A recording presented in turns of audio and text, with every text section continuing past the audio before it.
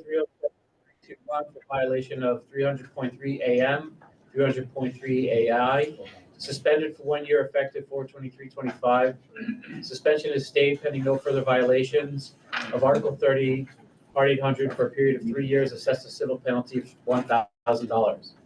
Daniel Howard, 440-655 for violation of 800.16A1. Suspended for 3 years effective 4/21/25.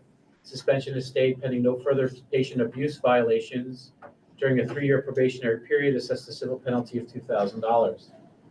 Last one, Timothy McCabe Jr., 471-857 for violation of 800.15A1, .15A2, .3AM, and .3AO, revoked effective 4/18/25. So crazy stuff. Thank you to Jim, Amelia for sending us the monthly medical patrol radio and phone notification data that was received. We received a real actual letter, not an email, from Dr. Grace Ting, who resigned from this body as well as from NUMIC. So our thanks to her for her service to this committee and for her positions of leadership here. So that makes one more space open, regrettably. There was a email received about questions about stroke notifications on eBridge. That was that person received clarity about how eBridge worked from Don. So thank you for answering that question. Todd, was it enough? Yes. Okay. Good. And under new business, I received an email requesting Roslyn Rescue be allowed to add BLS CPAP and 12 lead. So that will be brought up under new business. Outgoing, we have a tag for a medical control. The membership committee was consolidated and dates were put out. Our first meeting is going to be held tonight. Hopefully we'll be happy to report out what happens at that meeting at our next REMAC meeting. Or stay tuned for REMSCO when we'll report that out then. So thank you to all who have volunteered to be on that committee. And if you wish to join, please let me know. We'll send you an invitation as well. It's not a closed committee. It's everything is for the good of the public interest. And outgoing, there's always that regular email requesting the monthly data, which we received. With regards to reports, I'll start with the chairman's report. Just want to make sure I'm not skipping. PCR data, we keep mentioning this. Hospitals are begging us to please make sure that your agencies are transmitting the data. New York State has a policy that requires the upload of the PCR within 4 hours of the completion of the call. That's a hard and fast rule, and the Bureau of Data and Informatics is investigating any complaints. So make sure that your PCRs are being transmitted. Sometimes they're getting stuck between your vendor and the state bridge, and then they don't get transmitted to the hospital. So if that's the case, you got to follow up to make sure that they're all being uploaded.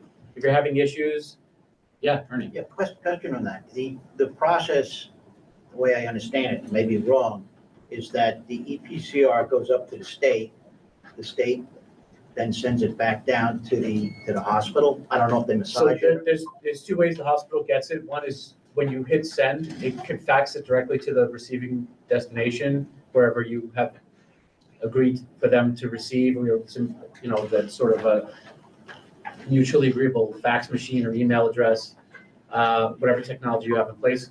And then also it goes up to the state bridge so that the hospital has an account with the Bureau of Informatics, and they can log into their account and see all the PCRs for those patients that were brought to their specific facility. So every facility has a specific user, and that user has an ID that allows them to see all those PCRs. So there's two ways for them to get it. Problem is, it's not being faxed and it's not going up to the state bridge. It's just sitting somewhere in ether, and then that patient data is missing. And sometimes it's essential because mechanism of injury for trauma patients, last known well for stroke patients, initial EKGs for STEMI patients, volume of IV fluid given for septic patients, allergies, last known, last medications given. All this stuff is critical. Sure. And if the hospitals aren't getting it, then the care the patient may not be as optimal. Thank you. Sure, so please just encourage your providers to make sure that those are being received. Even follow up with a phone call, hey, did you get our PCR? Membership is, as you can tell by our waning membership, we have a bunch of spots open, and I'm waiting for confirmation from another member who's had some absences to see what his desires are to remain on the committee. So with that, so far, if you have any knowledge of anyone who wishes to become a voting member of the committee to fill the vacancies, please pass that along. We have by bylaw, we can have a maximum of 20 voting members as physicians, and any physician that applies after that fact can become a non-voting member to move up. As a matter of fact, a year ago, Dr. Mulbauer and Dr. Matthew both submitted requests to be voting members, but there was only one seat, and they both, you should have seen the fight, it was great. Dr. Matthew won, and Dr. Mulbauer said, if there's a seat that opens, please move me up. So under new business, we're gonna bring up if we can promote Dr. Mulbauer to a voting member. So please invite other people to come join, or at least come to the meeting. To join the REMAC is really just a letter of intent sent to the REMSCO email address to the chair at REMAC. I think, Don, what's the email address? remsco@nassau.org. Okay, and there's also there's a new email address for the chair of the REMAC. This way, you just pass along the email address when we change positions. Dr. Cooler? Yeah. How many spots are open? Right now, there's 1, 2, and possibly 3. There was a fourth one, but Dr. Mulbauer moved into it. So there's 2 known and a questionable third. Okay, thanks. Yep, thank you, JJ. Are those seats by constituency in any way? No, we don't do constituencies. We never have here. We try to keep it balanced, so we do have representation from every health system and every hospital, but there's 20 seats and only 13 hospitals, so there's going to be a little bit of an imbalance in that regard. So there's such a paucity of doctors who are interested in EMS that, out of desperation, if you have a pulse and you want to sit here at the meeting, you get to come in and join. But you do have to attend. Hey, man, I'll call it as I see it. Sorry. So thank you to What if they everybody. don't have a pulse, but they attend all the time? Well, that's me. I'm always sleeping. The LVAD. Yeah, we had a discussion earlier about that. That's fine. Touche, Josh. So yeah, if you have an LVAD, you won't have a pulse, but there were changes in the New York State MOLST, so please make sure your providers are aware of that. New York State website has education for the providers. I think we also put it on the regional website. Because the law changed, it's important that your providers understand what the law is. Also for the ER docs in the room, it's important for you to also understand that the law changed and it's relevant to you as well. One of the things that's most salient that I think we need to be aware of is if the patient was of sound mind and signed the MOLST, which indicates a DNR, not a healthcare proxy, but the patient, and then the patient becomes unresponsive and then goes into cardiac arrest, and they've signed a DNR, DNI, the family cannot rescind it. Because that's the patient's wish. And that's the ultimate in their final declaration of their life's goals. So if they're of sound mind and it was signed by a doctor and the patient, that's the legal document, it can't be rescinded. So just please keep that in mind. And so we respect our patients and their wishes. If you guys look at the hospital availability dashboard, you'll notice there's one more column that was just added to the far right for SAFE or SANE, S-A-N-E, that's the sexual assault nurse examiner column. New York State recognizes that Nassau County has 2 facilities that are SANE capable, which is North Shore and Nassau County Medical Center. Good Samaritan Hospital is the only other closest facility to our region that does the SANE that's on that website.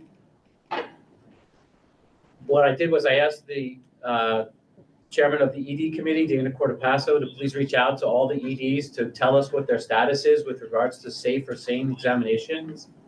And I'd like to keep that board updated because there was a case that came to my desk that a patient was brought to a facility and they were told there was a sane nurse available, but there wasn't, and there was no sane nurse available for a couple of days. So then that patient then had to have a forensic exam. They got to be stabilized medically, and then it had to be transferred for a forensic exam.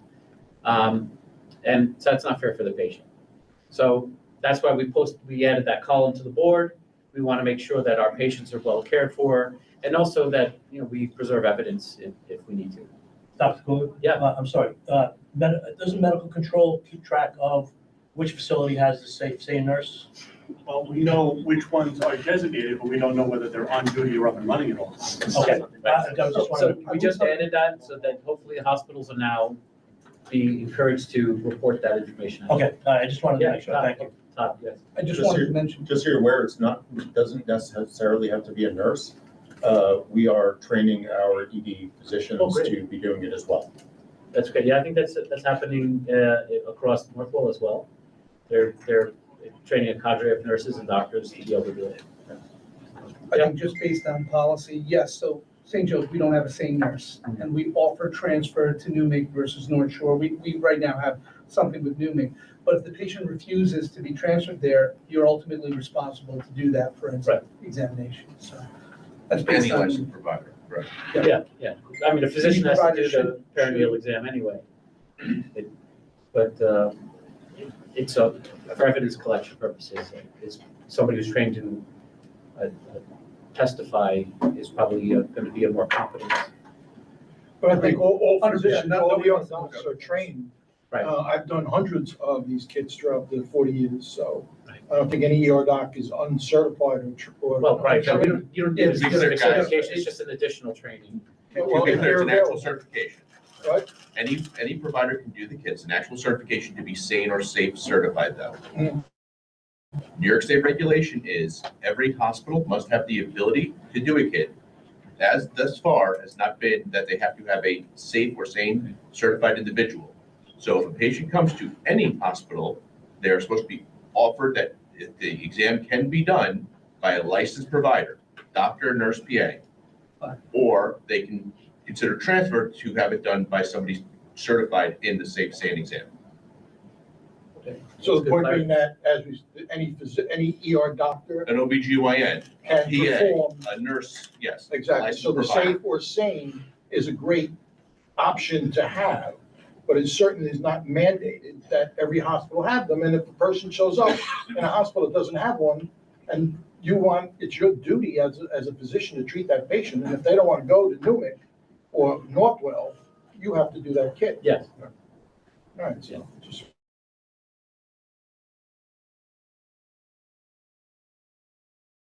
Just want to clear But that I And up. just there is we are- New York State will mandate it at all hospitals. Yeah. Because you have to have service at all hospitals, whether it be contracting or whatever the case may be. So I misinterpreted From the that. state. No, we don't do And that. so it was added, if it becomes a moot point that everybody has to have it at all times, then we just remove the column again.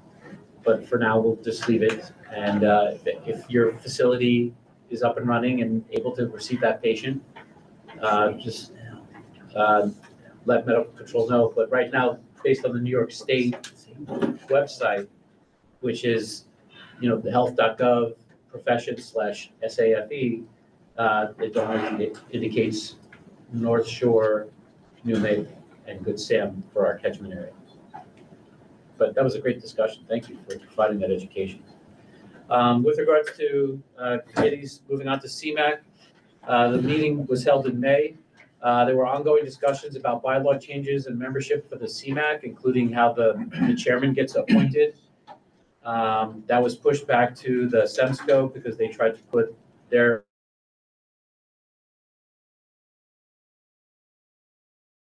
the SEMSCO bylaws into the CMAC, so discussions about that. The next CMAC meeting is going to be December 9th to 10th and September 9th to 10th and December 9th and 10th in Troy, New York. There was discussion about what's the progress of the state EMS medical director again, and the answer was we've made progress. They're hoping to have it posted by the end of 2025 to post a position for a full-time physician to fill that position. That's the same answer we've been getting every time we meet. So hopefully it'll be coming closer to fruition. With regards to medical standards meeting up at this CMAC, errors were noted in the protocol. So the committee voted to change the protocols that are coming due or being implemented in July of this year, which if the hospice protocol where Haldol was not removed, it will be removed in the final version starting in July, and Haldol was replaced with olanzapine for hospice patients.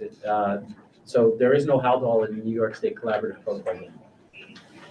The antibiotic protocol, the word "or" was missed, and there were 2 antibiotics to be given, so they are adding the word "or." So you give either the oral or the IV version of the antibiotic, but not both. BLS supraglottic policy statement was clarified so that now BLS supraglottic airway is going to also include children as well as adults, or peds as well as adult, and that's per recommendation from EMSC, which is EMS for children. And again, it's always going to be if equipped and trained. There was a motion about agency medical director requirements. And the motion was, in order for a physician to serve as an ALS agency service medical director, the medical director shall be approved by the regional REMAC as an online medical control physician. This policy also applies to associate and assistant medical directors for that agency. That was passed. So what that means is if you're an agency medical director or associate medical director, or assistant medical director, you have to be credentialed by the region as an online medical control physician. We do that already here. Every medical director has to take a credentialing exam, which is essentially the medical control credentialing process. So we're ahead of the game. So thank you to everybody that's doing that. Quick question if we can. Yeah. So I was gonna bring this up later, but how does one get that online medical control or field physician card, physician? So that's been brought up like over a series of prior meetings. What happens is the physician sends in their resume, their credentials, a letter of intent, which is also sent in with a letter of support by the chief of that agency, saying that they're riding with that agency. That agency will indemnify that physician for the responses for that agency, because the region does not indemnify you. We only credential you to provide on-scene medical control for your agency. And if all the paperwork, if you have the appropriate credentials, and the REMAC believes that you're capable of performing the job, it'll come up under new business with all that documentation in place. And I can send you a copy of the email. I think everyone who's a physician, medical director, should get it. If they're, because a lot of us are medical directors of fire departments, EMS agencies. Okay, so I And can if send that's out, going to be a requirement, we should all satisfy that requirement. but you've all satisfied that requirement by taking the Nassau County test and creating a registered account on our nassaucountyems.org website. So everybody's already done that. But if you want to be a field physician, that's a separate designation, and that requires a separate credential and a separate approval by the REMAC. What does that mean? Field physician meaning you're allowed to provide medical control on scene, as opposed to you having your providers go through medical control at NUMIC.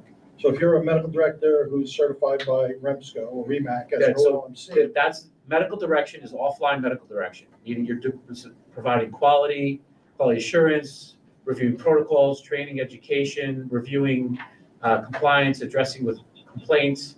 That's offline. You're not doing any patient care. Once you go to online medical control, you're actually providing patient care. You're touching patients. You're no longer indemnified under Article 30 for the provision of medical direction as a volunteer medical director. You now need your own medical malpractice insurance. You need to be indemnified by your agency. If you're going to be responding in a fly car, the agency needs to address that as well. It's a separate hat. And so there's a separate criteria for you to become an online field medical control physician. so you need a letter stating that you're being. I'll send out an email to the physician members to clarify that. So thank you for bringing that up, and I'll put that on the to do. And you get a nice card. It is to its core, it's the idea that if we have medical directors responding to assist their units at a major disaster, a fire, or If you're, some other if thing, you're they should responding be and able to providing do this. on-scene medical control, you Yes. need to be a credentialed field Right. physician. They That's need why the to, provisions. they Right. need to have that, so Right. that's something that I think Otherwise- would benefit the people of Nassau Absolutely. County and our constituents, and save lives. That's how we have it. Yeah. Okay, so moving on, any other questions about the CMAC or the chairman's report? QA/QI, Dr. Silver. Good afternoon, everybody. QI committee met, we're meeting bi-monthly now, and to kind of get us on path, we came up with a mission statement that we codified just at our past meeting. And for completeness sake, I'm going to read it all to you now. The mission of the Nassau County QA/QI committee is to support and enhance the quality of care provided to all residents by fostering a collaborative, non-punitive environment focused on continuous improvement.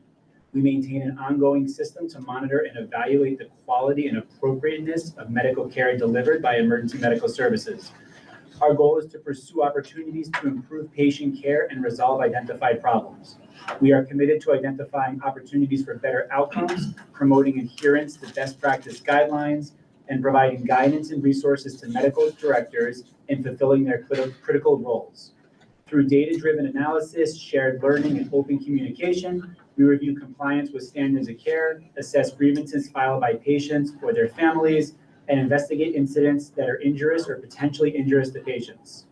In collaboration with our partners, we present relevant data to the Regional Medical Advisory Committee and actively participate in system-wide evaluation efforts to ensure safe, effective, and compassionate care across all facilities within our community. So that is going to be our goal moving forward. Number of people have asked about membership in the committee. As I believe it was either Dr. Kugler or Dr. Newbert mentioned before, we are always attempting to keep a balance between physician and non-physician members. We have just recently had a resignation of a non-physician as well as a physician member. So right now we are at a balance still. We are always looking for new people to join the committee. There are a number of non-physicians who have expressed interest. I'd like to again invite any of the physicians in the room to come join us on QA/QI. We have a lot of very valuable discussions. You learn a lot, and you actually, hopefully, as we move forward, will have a chance to implement and influence practice and what happens in Nassau County. So if you are interested, approach me, please, or the rensco@nassauems.org email. That will go for providers and physician members. Please reach out. We're happy to have you. At our last meeting, there were a couple matters that were closed with local agencies and their medical directors responding to our concerns or possible areas for improvement. And this month, a new project has come forward. There were a number of grievances, concerns from local hospital stroke coordinators that there were opportunities for either stroke notification or identification of strokes by EMS providers. And it's basically the committee's opinion was, whether or not we're speaking multiple languages. The hospital does not use SLAMs, hospitals use BFATs and NIH stroke scales. What we see in the field and what we decide to pre-notify is potentially different than what the hospitals are looking for. So the project moving forward is we're looking to set up a meeting with all of the stroke coordinators of the hospitals in Nassau County in conjunction with their emergency department directors as well, to see if we can come up with a standardized approach of what they would like from EMS, what they want notified, if it's going to make differences, what language we should be speaking.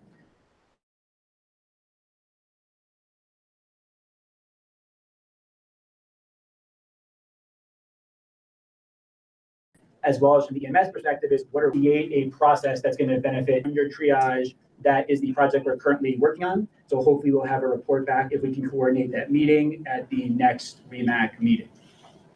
Sir. Are you looking for that to potentially lead towards tech?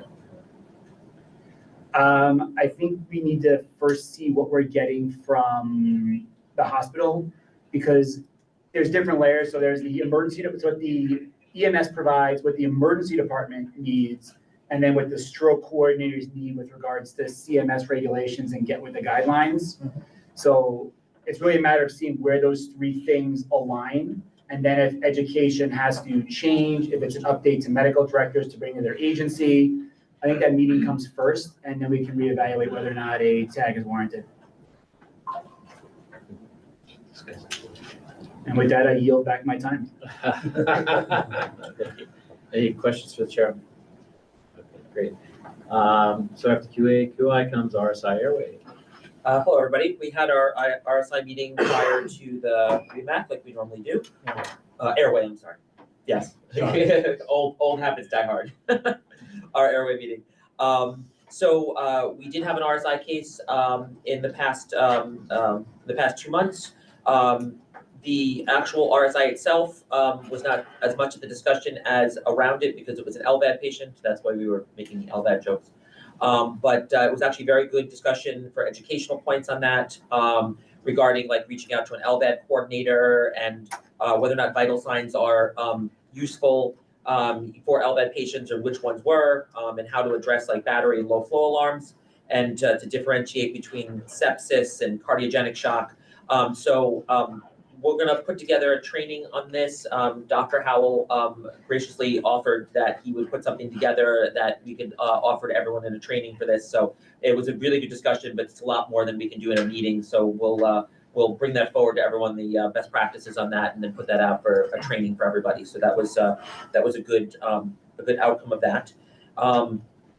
We also talked about some best practices surrounding the BLS supraglottic airways. The state is going to have some policies and procedures that come out once the new protocols come out. So we have our idea of our best practices, but we're going to wait for the state policy, and then we'll make sure to clarify anything that we need to clarify with everybody. For right now, any agency that is not participating but wants to participate, if equipped and trained, I have a packet of the training materials that we've been giving out to everyone. If you just reach out to remsco@nassauems.org, that'll come to Don, and then he'll forward it over to me, and then we'll get that out to any agency. I've had a couple inquiries from agencies, so we will help your medical directors do the equipped and trained part. So please just reach out to us on that. Northwell EMS was provisionally approved for RSI. We would like to bring it as a seconded motion under new business to bring them to full agency status. We agreed as a group that that we've standardized the way they'll be operating and reporting with all the other agencies, and we will all be reporting and operating on the same page and on the same sheet of music, which is great, and that we all work together on that. So that will be our recommendation when it comes to new business. Also under new business, we made the recommendation for 4 new RSI medics, Chris Klein, Rich Novator, did I say that right? Paul Partain and Francis Policino. The first 3 names I mentioned are also RSI medics in Suffolk County. And then the 4th one has a lot of experience. We all agreed that they met the requirements, so we'll also put that as a seconded motion under new business. And then we're also going to be looking into some research and some interest in RSI versus MFI. Basically, Suffolk County only does RSIs. They don't have medication facilitated intubation, while our standard has been MFI until recently when we added on RSI. So we're going to look into comparing the data between the 2 counties and make some recommendations and observations on successes and stuff of one versus the other. So we'll keep everyone posted on that. And then we just had just reviewed a couple more airway cases that were not related to RSI, but just airway management in general, with just the lesson learned that airway management includes supraglottic airways. And that's not considered a failure. I mean, in the past, that might have been like a failed airway, but now that's part of your management. So if you are assessing your patient and it appears that a supraglottic is a better option than endotracheal tube, as long as you are managing the airway properly. We even talked about a case where they had facial trauma and they allowed a BLS management with the person with a suction catheter, and that was the best answer because attempting to lay them flat would have been, could have caused airway compromise. So just remember, when we're teaching everyone, it's a suite of airway management techniques, and it should be looked at in the whole, that depending on your patient, you figure out the best option. So that was just another good discussion from our end. So that should cover everything that we did. And again, thanks for the input, everybody. Oh, I'm sorry, membership, I almost forgot, one last thing, apologize. We are also looking for members. Currently, our committee is full. As Dr. Silver mentioned, we have a balance between our physician and our medic, members, and between voting and non-voting. Agencies that get added on, every time there's a new agency added, they get one doctor and one medic, as members of our committee. And then if there are any additional openings, we'll fill those off a waiting list. So if anyone is interested in joining, I have one person currently on the waiting list that emailed. If anyone's interested, please just send the email to remsco@nassauems.org, and then we'll get you on the waiting list. And when we have positions that open up, we will, go down that list. So same way. But we do appreciate everyone, and it's been a really good grassroots effort, and everyone's worked really hard over the past, like 3 years now. It's been a long time. But everyone's done a great job, and we appreciate everyone's input, so thank you. All right, any other questions? Thank you, that was great. Dr. Ryan? Yep, no meeting and nothing new on the collaborative or nothing exciting. Excellent, I love that.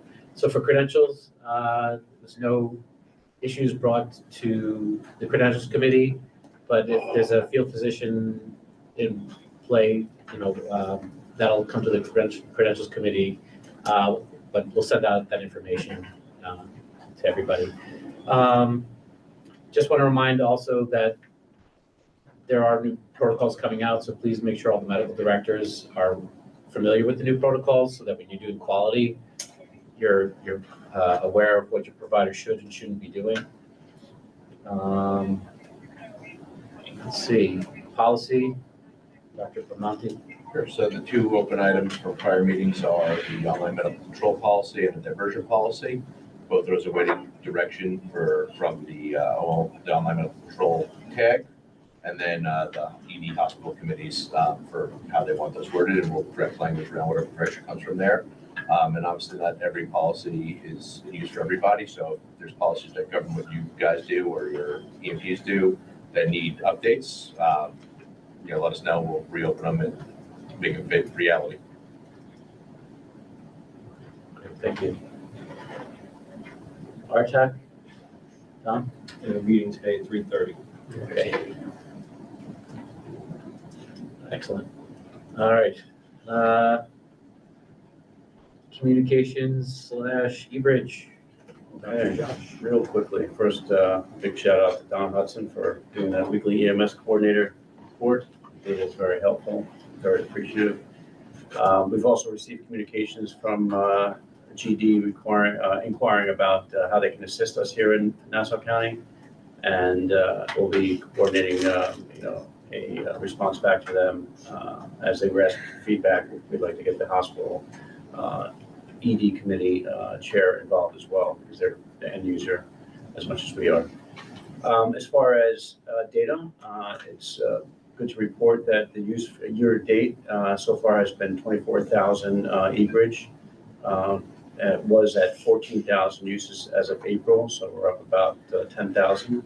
105 of those were video calls that were sent year to date. Again, that number is up from 62 in April. Trauma notifications, 324, up from 184. STEMI notifications, 78. That was 47 in April. Stroke notifications, 418, up from 250. And notifications year to date not acknowledged was 70. That's up from 45 in April. That's not a good metric. So that's something we need to keep an eye on as far as the communication tool. It's great that we have it, but if it's not being addressed, it could be a real problem when providers are coming to the EDs. And that's pretty much it from the contact. Can I ask about the non, acknowledged? Yes. Is that all notifications or higher priority, or ones that medical control acknowledged but the hospital didn't, or it was zero? So I'll answer that to the best that I can. eBridge made a data abstraction, button for us that just says not acknowledged. So what I believe is if the EMS team arrives at the receiving facility and the hospital has not yet acknowledged their their transmission of their pre-arrival, then it falls out and then becomes one of those 70. So that's for any transport. I don't know if they teased out high priority or low priority. That has to be high priority because we absolutely do not acknowledge every Yeah, I single one thought of our that you guys greens. made it so that the low priority ones didn't have to be acknowledged. All right, so we can ask, That's we can ask, That's a good question. I'll ask you. I thought it was an absolute complete disregard. So the policy is that the high priority have to be acknowledged. Correct. What eBridge is actually tracking. Correct, so I have to see what data they're pulling. Is, Yeah, that makes sense. Dr. Kugler, is it possible to have that shared with the hospitals so that we can see what's going on and fix that? and you want to sort it out by hospital? Sure. eBridge did say they want to help us, so let's ask them. Give us data, let us Yes. work on it. So now okay. Over. Okay, great. Anything else, Josh? Okay, thank you. Any other questions for the other Dr. Kruger? Okay, cool. Let's see, the EMS redesign tag, we know that there's been no motion on that. There was a presentation made at REMSCO. So next up is Chairman David Caldor. Shout out. Thank you. Good afternoon, everybody. Happy belated EMS week. Thank you all the ER docs in the room and all the docs that support us throughout the year. As far as the resource utilization study, we had a meeting with Chief Utero as to how we, the county, have used this study, and the answer is we really haven't. There's really been no movement with regards to using that study to make anything better in the county. Part of that study talks about using crew force. So basically, the global we, need to start talking up the use of crew force, which is going to allow us to better utilize units in the county. I don't have a good answer as to how we can do that, but we need to start talking about it. Next, I have a letter that I received, the REMSCO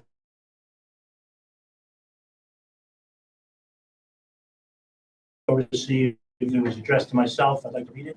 Subject: formal notice regarding executive committee meeting practices, legal counsel vote, and pattern of financial decisions outside public view.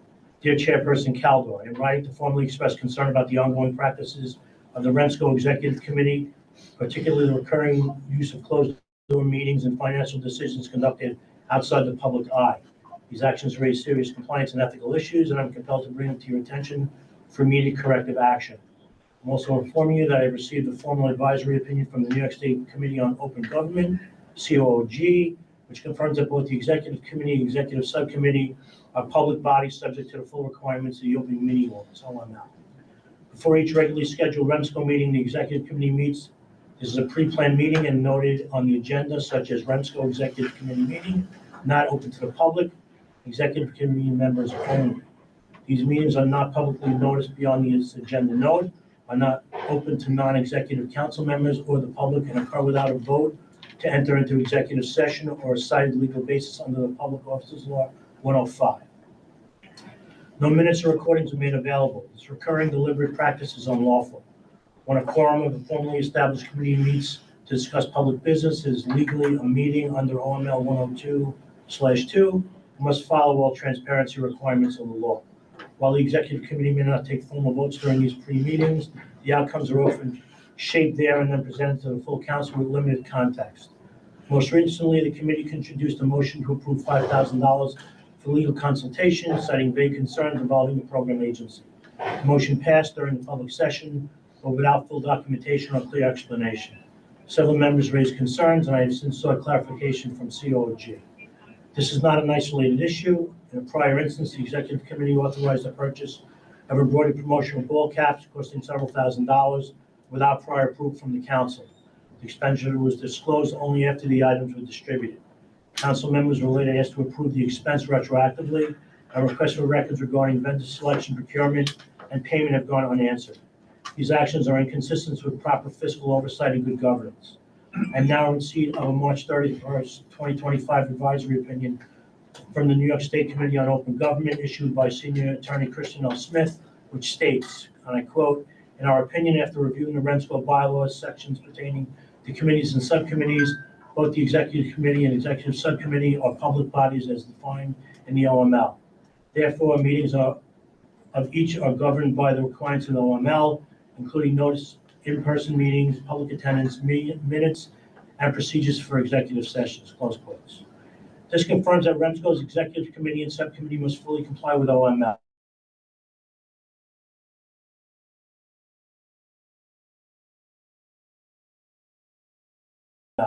If a quorum is present in public under OML 104, entered into with a valid reason under 105, and documented in accordance with 106. These rules apply regardless of whether a formal vote is taken. This is reinforced by the court case, Weather Act v. Town of Stony Point, which held that potential litigation or vague concerns do not justify a closed-door session unless legal action is actually pending or reasonably anticipated. It is also important to clarify that the Executive Committee is not the same as an executive session. The use of the word executive in the committee's name does not create a legal exemption from OML requirements.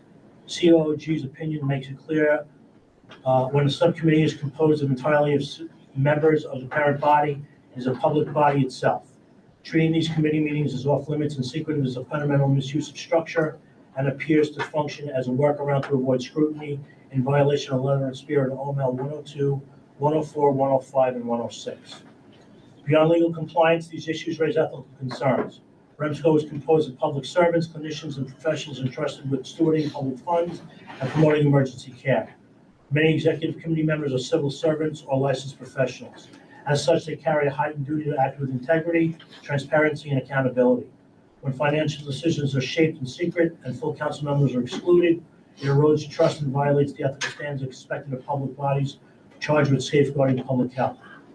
I respectfully request the following actions.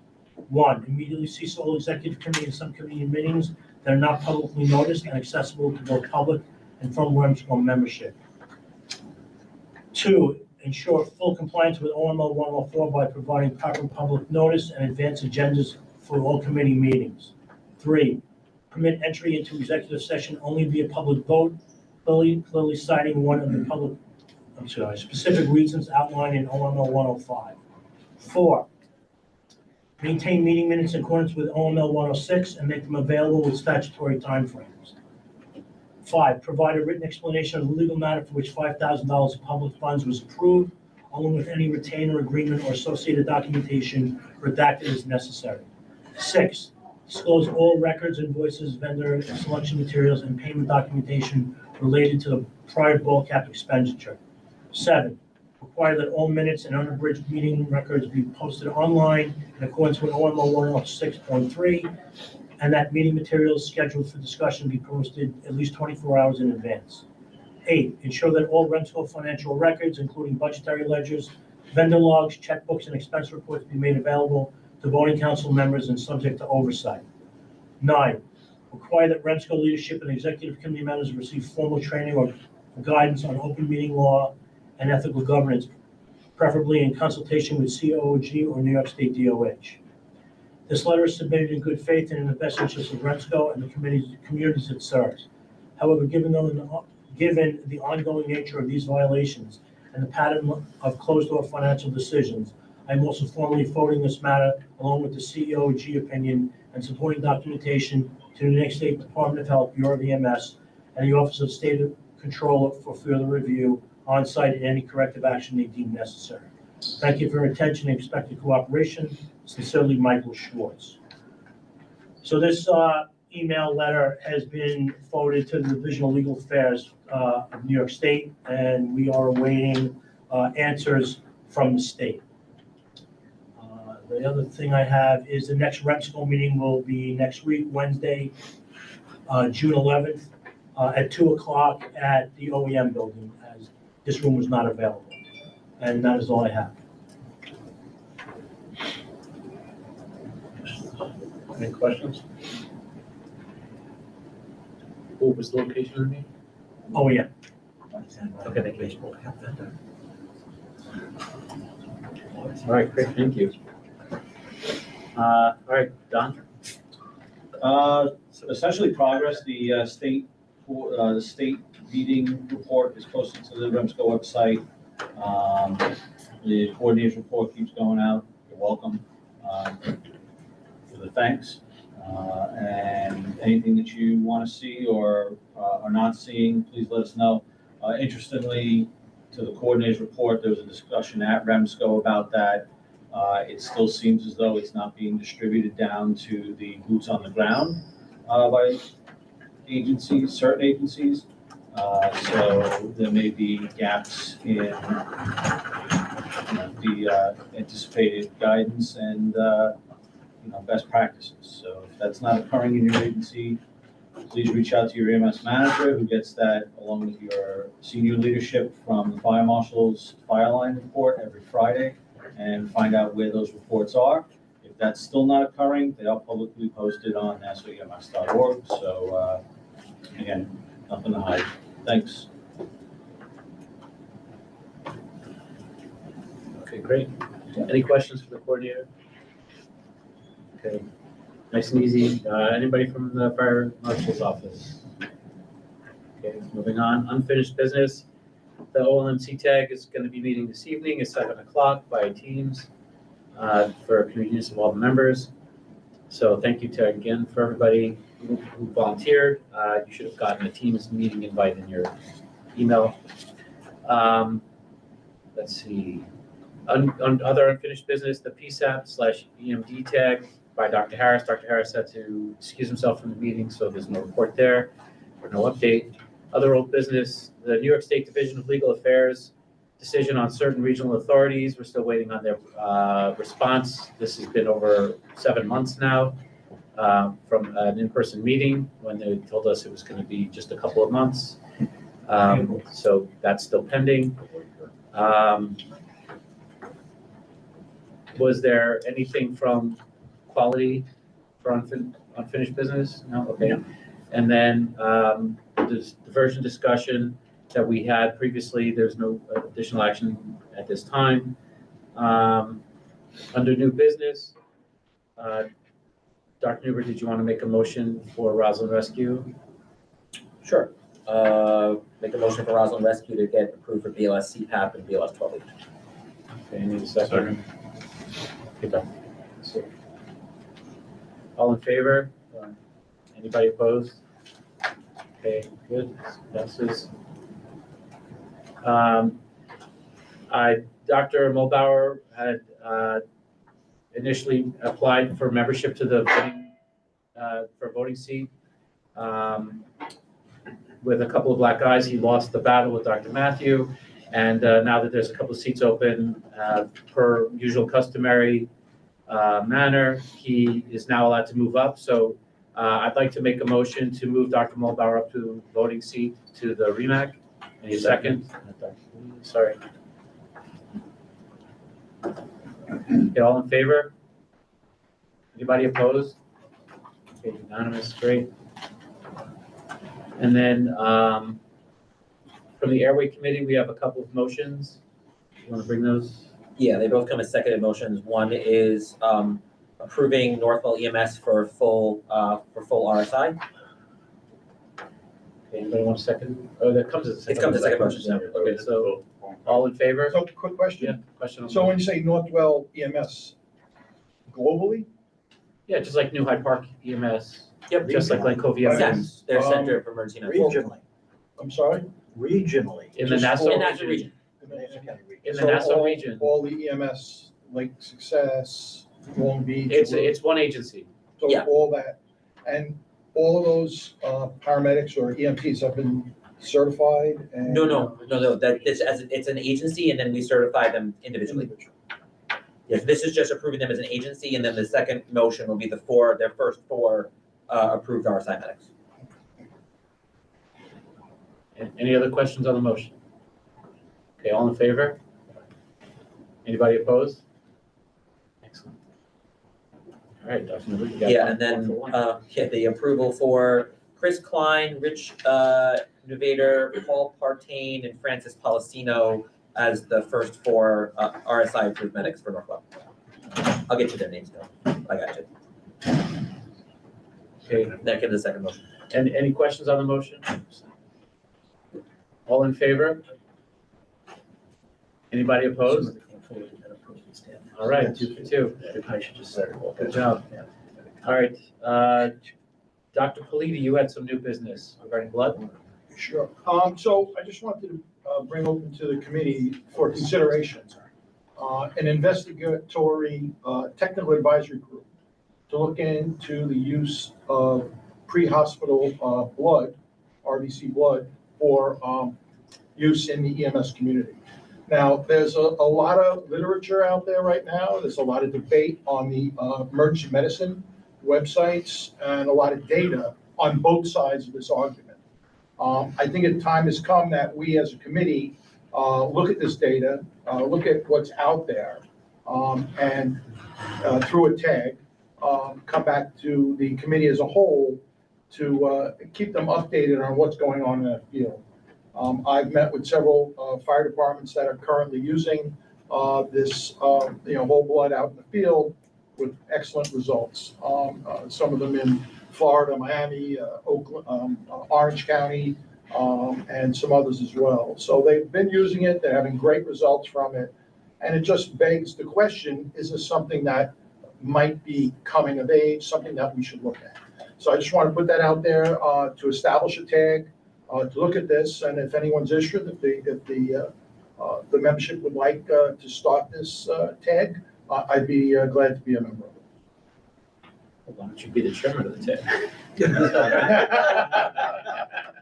I would take that under advisement. I second the tag and I nominate him as the chair now. I was just going to nominate you. Thank you. Yeah, Dave. So can that go towards protocols? Because that's something similar that I think should go towards the protocol subcommittee as well, to piggyback off of that. So I'm not sure I should mention it now or let finish his motion first. Fine. Okay, you guys want to work together on that? Of course, whatever, I just think that it's time has come to look at it and to, Well, it's been discussed at the state level, back and forth. I think it's not something that's a new conversation. So I think the first, if you do establish this tag and you start to look at it, I would look at what's already happening in the state in terms of what the state regulatory requirements are. It's always good to look at, and if we could bring it here, if we need to bring it here, I think it will already have the.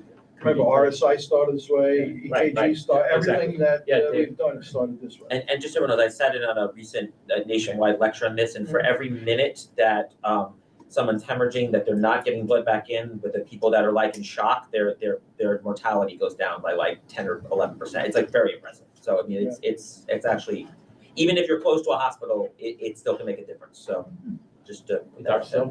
So piggybacking on that same protocol with the hemorrhagic shock, we talked about blood, but in the new protocol, TXA is not just going to be for trauma, it's also for OB hemorrhage.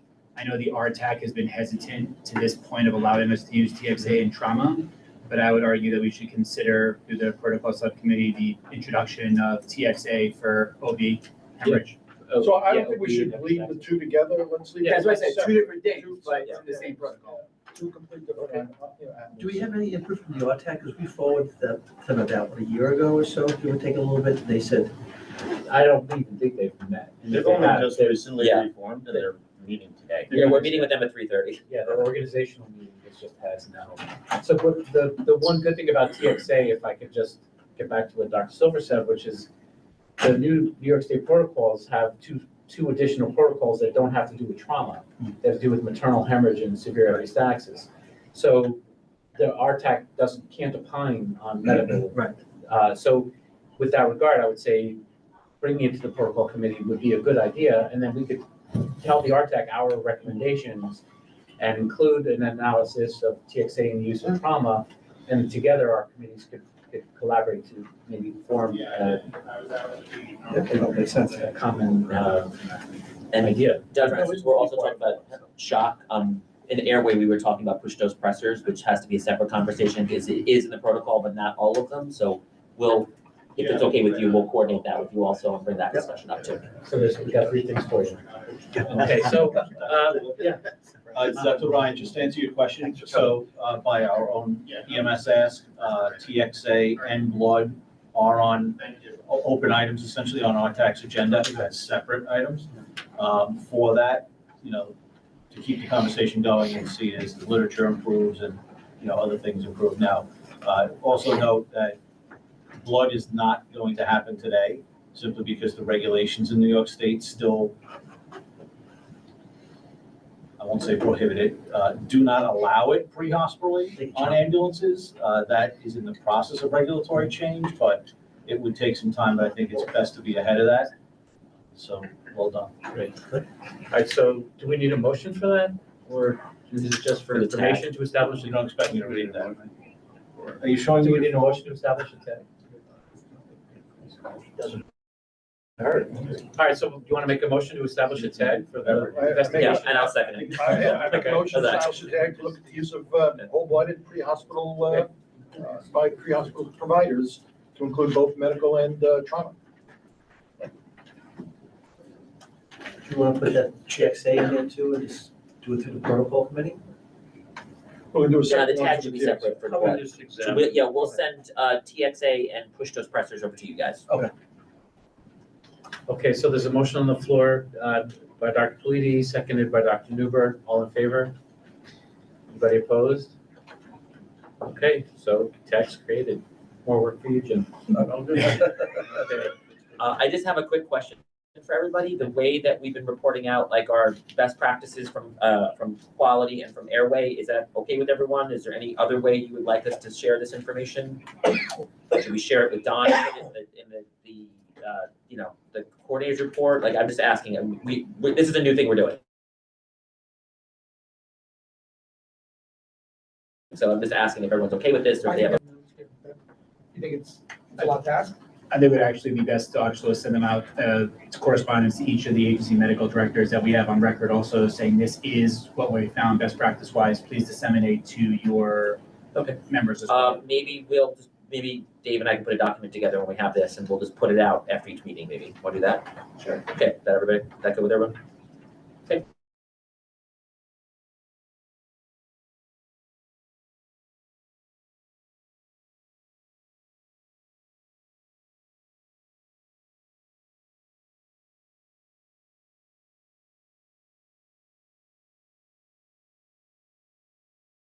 I need a second. Sorry.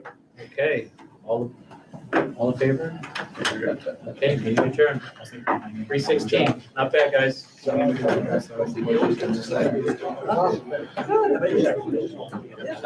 many days.